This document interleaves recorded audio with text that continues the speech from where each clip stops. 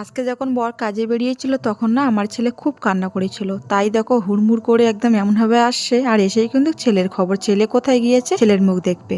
ছেলে কই? আইসা কি ছেলের খবর, কেন আমার খবর নাই? এটা দেখলে তো ওই আগে দৌড়ে আসবে। তখন ছেলেকে কান্না করে গেছিল, এই জন্য দেখো ছেলের জন্য আসার আগে কিছু না হলে কিছু নিয়ে আসতে হবে। মাথা গরম হয়ে যাবে। তো ওর জেম্মার ঘরে না, ও ঘুমায়, ও ঘুমায়, আমি ভিডিও এডিট করছিলাম। তো দেখো এসে আগে ছেলের খবর, আর আমি এদিকে ভিডিও এডিট করছিলাম। ও তো ওর জেম্মার ঘরে গিয়েছে, ওর জেম্মার ঘরে পাঠিয়ে দিলাম, কিন্তু থাকো আমি ভিডিওটা এডিট করে নিই। আর ও চলে গেছে ওর কাজে, বাড়ি ফিরলো, এখন ছেলেকে ডাকবো। ঠিক আছে, আর আজকের ব্লগটা কিন্তু আমি এখান থেকে শুরু করলাম। বাচ্চা কাচ্চা হলে পরে ওদের মানুষ বলে না বিয়ের পরে বাচ্চা হওয়ার পরে ভালোবাসা ভাগ হয়ে যায়, আসলে ভাগ হয়।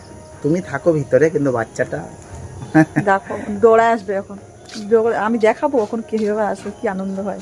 পাপা শুনে কেমন দৌড়ায় আসলো, এমনি হাজার ডাকলেও শোনে না, আর এখন যেই বললাম তোমার বাবা আসছে দৌড়ায় আসলো। দেখো কাকে চাই দেখো।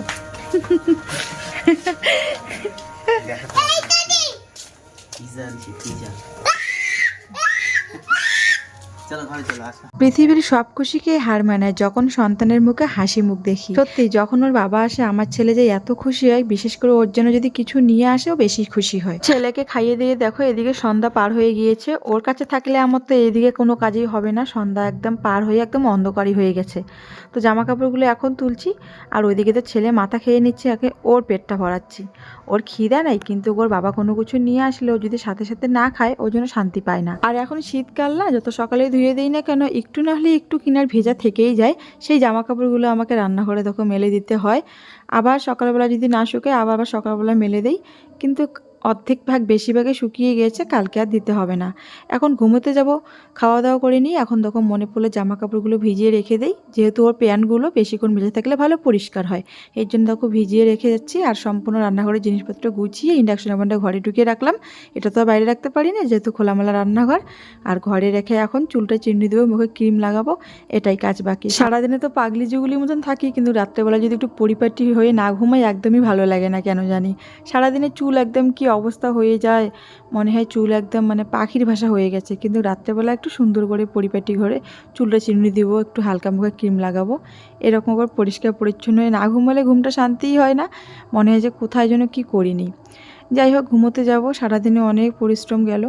আর এই ভিডিওটা আমার অনেক কদিন হয়ে গেলো জানো। তো খাওয়া দাওয়া শেষ, একটু ফ্রেশ ট্রেশ হয়ে এখন দেখো ঘুমোতে যাব। ছেলে তো ঘুমিয়ে পড়লো, আর ওকে তো আমি ডেকে তুললাম ভিডিও করার জন্য। এই যে দেখো ভিডিও করলে শান্তি নেই, মানে যখন তখন ওইদিকে একটু লাইটের মানে কম পড়ে, এই জন্য আমি এই পেশে কিন্তু কথাটা বলি। লাইট আলোটা একদম ওই দিক দিয়ে দিয়েছে, তো মানে লাইটের আলোতে একদম কিচ্ছু বোঝা যায় না। তো ঠিক আছে, এখন তো ঘুমাই, আবার কালকে সকালে দেখা হবে। লাইটটাকে বন্ধ করে নিই।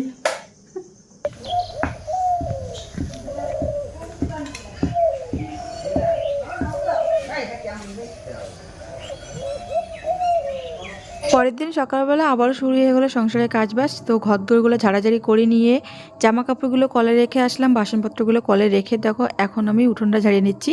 মানে সম্পূর্ণ রান্নাঘরটা পরিষ্কার করে নিলাম, ঘর দুয়ার রান্নাঘর পরিষ্কার করে নিয়ে এখন উঠোনটা ঝাড়াঝাড়ি করছি। রান্নাঘর তো পরিষ্কার প্রত্যেক দিনে আমি দেখাতে পারি না, কিন্তু প্রত্যেক দিনে করতে হয়। একটা সংসারের কাজ কিন্তু কম থাকে না, আমাদের সকাল থেকে একদম রাত্রি ননস্টপ করতেই হয়। আর ননস্টপ আমি ভিডিওতে দেখাতেও পারবো না গো, কারণ আমার সংসারে কাজবাজ করার পর ছেলেকে দেখাশোনা করার পর আমি একদম যখন ফাঁকা থাকি তখন একদমই ইচ্ছা করে না ভিডিও অন করি, শরীর একদমই চলে না। গ্রামের বাড়িগুলোতে বেশিরভাগে কাজ কিন্তু বাইরে বেশিক্ষণ ধরে সময় করতে লাগে, তো বাইরে তুমি কাজ করে তুমি যখন ঘরে যাও তখন না ইচ্ছে করে না আর ক্যামেরা অন করে ভিডিও করি। অনেক কাজ থাকে ঘরে, আমাদের ঘর পরিষ্কার করা, জামা কাপড় ভাঁজ করা, জামা কাপড় বিছানা গোছানো, অনেক কাজ। তো একটা সংসারের কাজ তো তোমরা জানোই আমরা মহিলারা কী কী কাজ থাকে না থাকে, তাই না? তো আর কি নতুন করে বলবো, কিন্তু আমি তখন না সেগুলো শেয়ার করতে পারি না। এই যে আমার ছোট্ট ছেলেটাকে দেখতে হয়, তখন তো মোবাইল দিয়ে কাজগুলো করি, সবসময় তো কথা শোনে না, জানোই তো যে চঞ্চল এখনকার বাচ্চা হয়। আর বাইরে যেগুলো কাজ করি সেগুলো কাজ দেখাতে গিয়ে আমার ভিডিও অনেক বড় হয়ে যায়। তো দেখো কয়েকদিন থেকে উনানে রান্না করছি, কড়াইটার অবস্থা দেখো কি কালি কড়াই মাছতে লাগতেছে, তার মধ্যে উনানে ভাতও কিন্তু রান্না করছি। আসলে ইন্ডাকশন ওভেনে ভাতটা করি, কিন্তু না ইন্ডাকশন ওভেনে ভাতটা খুব একটা টেস্ট লাগে না। আর গ্যাসে তো থাকলে জানো, গ্যাস থাকলে গ্যাসটা বেশি যায়, যেহেতু খড়িটা ভালো আমার আছে, আমার শ্বশুরবাড়িতে অনেক খড়ি, এর জন্য কিন্তু খড়ি দিয়ে রান্না করতে আমার কোনো কষ্ট হয় না, মানে বেশ ভালোই লাগে। কিন্তু কি বলো তো, এই যে মাজা ঘষা করতে একটু কষ্ট হয়ে হয়ে যায়, জানোই তো কালি করা সহজে উঠতে চায় না। তো কিছু করার নেই, সংসার এটুকু করতেই হবে, কষ্ট তাই না, সংসারটা আমাদের নিজের, যতই কষ্ট করবো ততই আমাদেরই মঙ্গল হবে, আর কষ্ট করা ভালো সংসারের জন্য।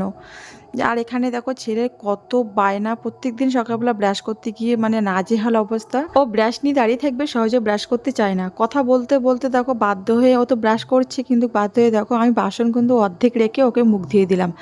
ও রোজ আছে মানে রোজকার ডেইলি লাইফস্টাইল, কোনোদিন ও বাবার কাছে করবে, কোনোদিন আমার কাছে করবে, কোনোদিন এমন করে ও করবেই না ব্রাশ। কত কি বলি যে ব্রাশ করতে, যাতে পোকো ধরবে, মুখ বন্ধ করবে, কিন্তু ও শোনে না। জানোই তো বাচ্চারা যেমন জেদি হয়, ও যেটা ভালো বুঝবে সেটাই করবে। ও দেখো বাসনপত্রগুলো মাজা ঘষা এখনো হয়ই, মানে মাজা ঘষা করেছি, ধোয়া বাকি আছে। ও নাকি আমার কাছে আজকে মুখ ধুবে, প্রত্যেক দিন ওর বাবাই করে দেয়, কিন্তু আজকে আমার কাছে করবে, বাবার কাছে করবে না যেহেতু, এর জন্য দেখো আমি মুখটা ধুয়ে দিচ্ছি। এখন কিন্তু ওর বাবা নিয়ে গিয়ে কিন্তু ওকে খাইয়ে দিবে। সকালবেলা ও দুধ বিস্কুট খায় এখন, আর মাঝে মাঝে ম্যাগি খায়, ম্যাগিটা খুব কম খায়, দুধ বিস্কুট খায়। আর এখন আগে তো ওটস খেত, কিন্তু এখন ওটসটা দিচ্ছি না, ও খুব একটা খেতে চায় না, অনেক সময় লাগে। আমার ছেলে সকালবেলা খাওয়াটা নিয়ে আমি খুব মুশকিলে পড়ে গিয়েছি। আমার ছেলে সকালে ভাত একদমই খেতে চায় না, ও সকালে হালকা পাতলাই খাবার খাবে, কিন্তু মানে যেটা পছন্দ সেটাও খাবে। ওর সব থেকে পছন্দ হচ্ছে ম্যাগি, এর জন্য কোনো দিন যদি কোথাও কোনো জায়গায় যাই শর্টকাট মারার জন্য ম্যাগি দিই, কিন্তু অবশ্য মশলাটা দেই না, একদম ম্যাগিটা দেই, সাদা ম্যাগিটা দেই, মশলা একদম দেওয়া হয় না। তো আমাদের ক্ষেত্রে তো শারীরিক 3-4 দিন সমস্যা থাকে। তো দেখো আমি আজকে স্নান সেরে একেবারে গ্যাসটা পরিষ্কার করে নিচ্ছি, আগে কিন্তু করিনি, কারণ যে 3 দিন আমার শারীরিক কিছু সমস্যা থাকে, 3-4 দিন, ওই 3 দিন কিন্তু আমি রান্নাঘরে স্নানের আগে ঢুকি না, স্নান করার পরেই কিন্তু ঢুকি। দেখো স্নানটা সেরে নিয়ে একেবারে গ্যাস ট্যাসগুলো সবগুলো মুছে নিচ্ছি, আগে কিন্তু করিনি। আর কালকে দেখো কত বাসি ভাত রয়ে গিয়েছে, সেই ভাতগুলো ভাজা করব, পেঁয়াজ লঙ্কা কেটে নিয়েছি।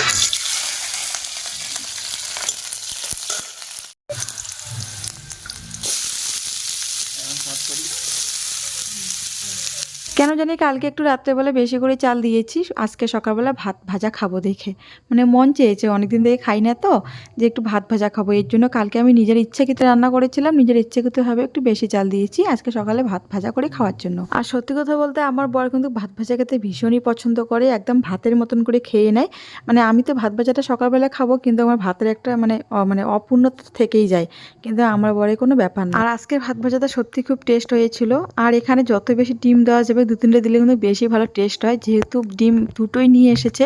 আর আমার ছেলে আগে বলে দিয়েছে, মা আমি ডিম ভাজা খাবো, এর জন্য ওকে কিন্তু অমলেট করে দিয়েছি, একটা ডিম পেঁয়াজ লঙ্কা ছাড়া শুধু ডিমটা অমলেট করে দিয়েছি। আর দেখো আমাদের ভাত ভাজা কমপ্লিট, এখন আমরা ভাত ভাজাটা খাবো। তার আগে সব থেকে বড় কাজটা করি, আমার ছেলেকে ডিমটা অমলেট করে দিয়ে দিই, ও তো সেটার জন্য দাঁড়িয়ে আছে, ও ডিম অমলেট খাবে। তো জেম্মা সকালবেলা ওকে খিচুড়ি দিয়েছে, বলেছে বাবা তুমি খাও, কিন্তু ও খাবে না, ও জেদ করে ডিম অমলেটটাই আগে নিবে, খিচুড়িটাও খাবে না। তো সেটাই দিলাম। আর এদিকে দেখো আমাদের দুজনের ভাত আমি নিয়ে নিলাম, ভাতেই মনে করো, আমার বর তো একদম ভাতের মতন করে খেয়েছে তৃপ্তি করে, আমি অল্পই নিয়েছি দেখো।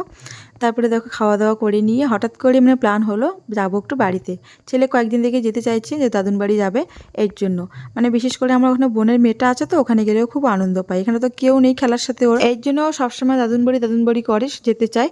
আর বাচ্চারা যেখানে একটু আনন্দ খুশি থাকে সেখানেই তো যেতে যাবে, তাই না। আর এখন দেখো আজকে টোটোতেই যাব, বরের গাড়িটা একটু খারাপ আছে গ্যারেজে, এর জন্য টোটোতেই কিন্তু যাব, বড় কিন্তু সাথে ছিল, সামনের সিটে বসেছিল। তো বন্ধুরা আজকে ব্লগটা এই পর্যন্ত, দেখাবো নতুন কোনো ব্লগে, টাটা।